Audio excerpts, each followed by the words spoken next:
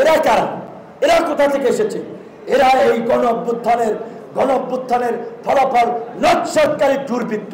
আজ অদ্যাবধি লড়াই করে যাচ্ছে। কাজী কোন ঘুষখোর দুর্নীতিবাজ মাফিয়ার অস্তিত্ব এই দেশে থাকবে না।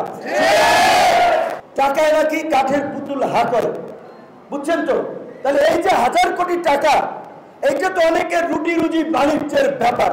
চাঁদাবাজির যে দোকানগুলো ছিল, যাত্রাবাড়ি, মারখালি, গাবতলী, সমস্ত বাস স্ট্যান্ডে সমস্ত দোকান অনতিবিলম্বে বন্ধ করতে হবে।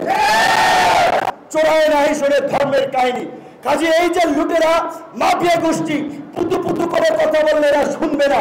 এরা যেমন কুকুর তেমন মুগুর নিয়ে আপনাদেরকে রাস্তায় নামতে হবে। পুলিশের পাট গেছে, হাইওয়ে আর নর্মাল পুলিশ মানে চাঁদা নিবে না, বিআরটিএ একেবারে সোজা হয়ে যাবে।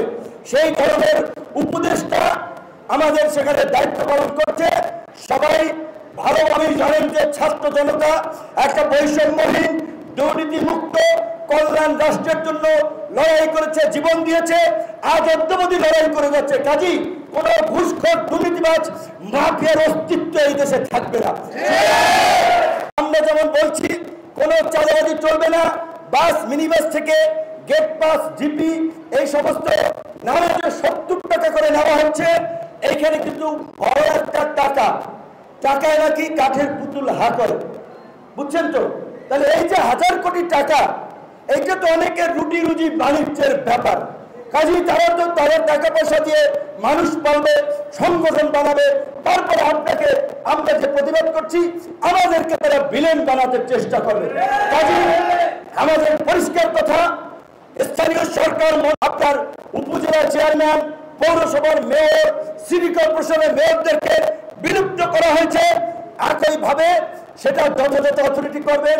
এই যে চাঁদাবাজির যে দোকানগুলো ছিল, যাত্রাবাড়ি, মারখালি, গাবতলী, সমস্ত বাস স্ট্যান্ডে সমস্ত দোকান অনতিবিলম্বে বন্ধ করতে হবে। এই দোকানে যারা বসবেন আপনারা সবাই মিলে হাত পা ভেঙে যাবেন, পরিষ্কার কথা। যদিও বলছেন না, এই ধরনের কথা বলা যাবে না, চোরায় না হিসেবে ধর্মের কাহিনী। কাজে এই যে লুটেরা মাফিয়া গোষ্ঠী পুতু পুতু করে কথা বললে এরা শুনবে না। এরা যেমন কুকুর তেমন মুগুর নিয়ে আপনাদেরকে রাস্তায় নামতে হবে।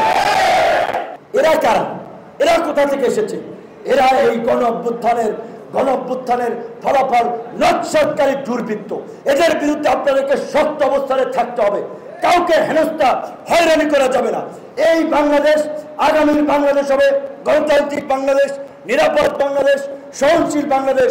যেই বাংলাদেশে আমাদের বিরুদ্ধে দাঁড়িয়ে একজন মানুষ নিরাপদ বোধ করবে।